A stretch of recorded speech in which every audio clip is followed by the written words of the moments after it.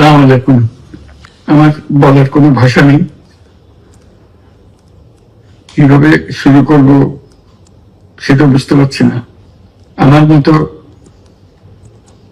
সারা দেশের লোক আজকে হতবাক। এরকম একটা কাণ্ড করতে পারে আমরা কেউ কল্পনা করিনি, কারো ধারণার মধ্যে ছিল না। কিন্তু এই অবিশ্বাস্য জিনিস আমাদেরকে হঠাৎ করে গ্রহণ করতে হয়েছে। মাইলস্টোন স্কুল এন্ড কলেজের যে দুর্ঘটনা, প্রশিক্ষণ বিমান বিধ্বস্ত হয়ে এই কচি শিশুদের উপরে ঝাঁপিয়ে পড়ল, আগুনে পুড়ে মরল। মা বাপদের আমরা কি জবাব দেব? কি বলবো তাদেরকে? আমরা নিজেদেরকে তো জবাব দিতে পারছি না। অজানা শিশুদের মুখ সবার চোখে ভেসে উঠছে।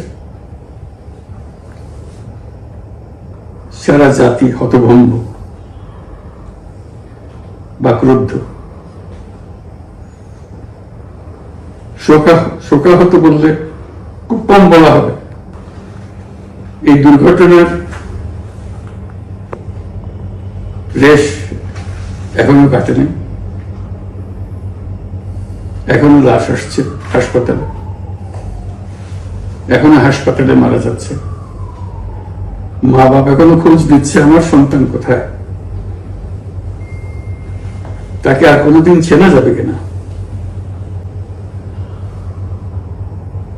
যাদের লাশ দেখছি তার মধ্যে আমার সন্তান আছে কিনা পৃথক করার তো কোনো উপায় নেই।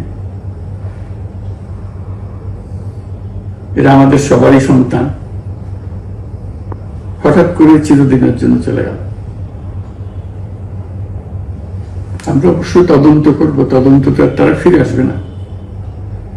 আমরা চিকিৎসার ব্যবস্থা করছি, সবাই ঝাঁপিয়ে পড়েছে, সকল হাসপাতাল, সকল মানুষ ছুটে আসছে। আমরা সবার কাছে অনুরোধ করছি, হাসপাতালে ভিড় করবেন না, কারণ যারা আহত তাদের জন্য এটা ভালো না। তারা তাদের শরীরে রোগ প্রতিরোধের শক্তি নেই। আমরা ভিড়ে থাকলে আমাদের শরীর থেকে কি রোগ তাদের মধ্যে ছড়িয়ে পড়বে তা বলা মুশকিল। কাজে দূরে থেকে দোয়া করেন সবাই। আমরা বাবা মা আত্মীয় স্বজন সবার কাছে আমাদের সহানুভূতি জানাচ্ছি।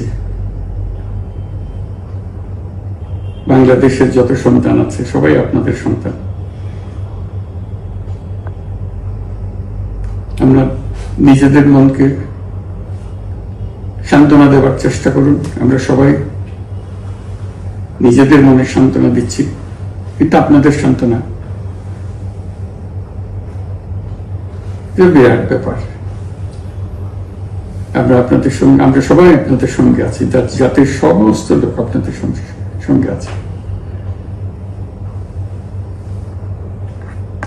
আমরা তাদের জন্য শোক দিবস ঘোষণা করেছি। আগামীকাল শোক দিবস, আমরা সবাই মিলে তাদের কথা স্মরণ করব, তাদের আত্মার শান্তি কামনা করব। আজকে থেকে সবাই তাদের আত্মার জন্য, তাদের রোহের জন্য মাগফিরাত কামনা করব। আল্লাহ আপনাদেরকে শান্তি দিন।